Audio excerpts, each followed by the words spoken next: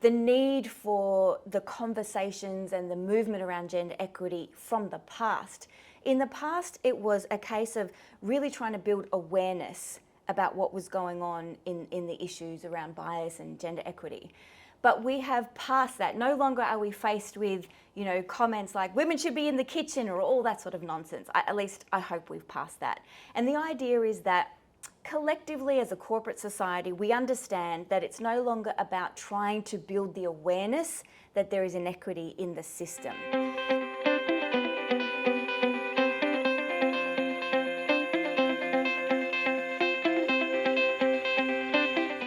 Leaders play a critical role in tackling the issue of gender equity.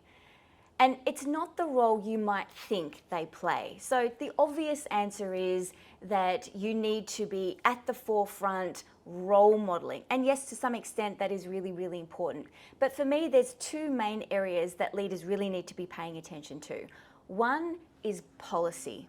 When you're a leader, you're in charge of policies, procedures, systems, what we do and don't do in this organisation, what we sanction, what we don't sanction.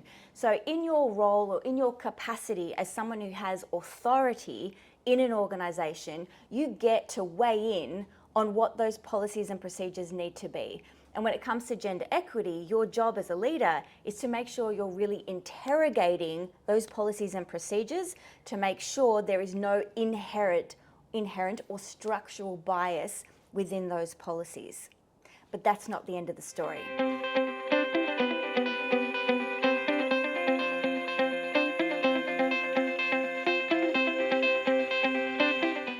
In my latest book, The Gender Penalty, Turning Obstacles into Opportunities for Women at Work, I talk about the 5 gender penalties that women face in the landscape of their corporate jobs.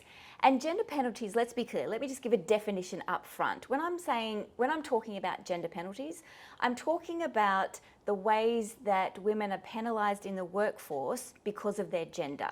And in fact, something really important to note at this point is that the gender penalties are felt by all genders. So it's not just the penalty for women. For example, a male might feel a gender penalty around expressing emotion in the workplace. So there's a great taboo in the Australian culture right now around men crying at work, as an example. So that's not showing a stiff upper lip, it's not being very manly, or so the gender stereotype would have us believe.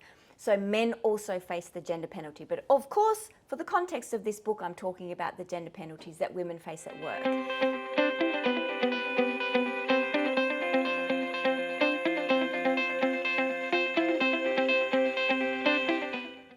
Ooh, what a controversial question. Does the rise of women spell the end of men? I really hope not, otherwise I feel like I'm bringing the end of the world to its fruition. Of course it doesn't. But I see how it can feel that way.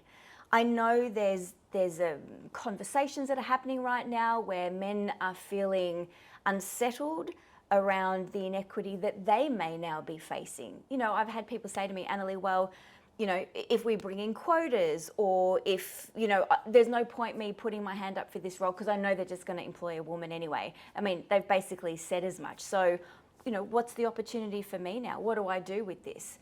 And I appreciate that that's a really hard question to answer, and only you as an individual can really grapple with what that does mean for you. But what I do know to be true is that in the attempt to right the imbalance, we do need to do things differently. We can't just wait for the imbalance to right itself.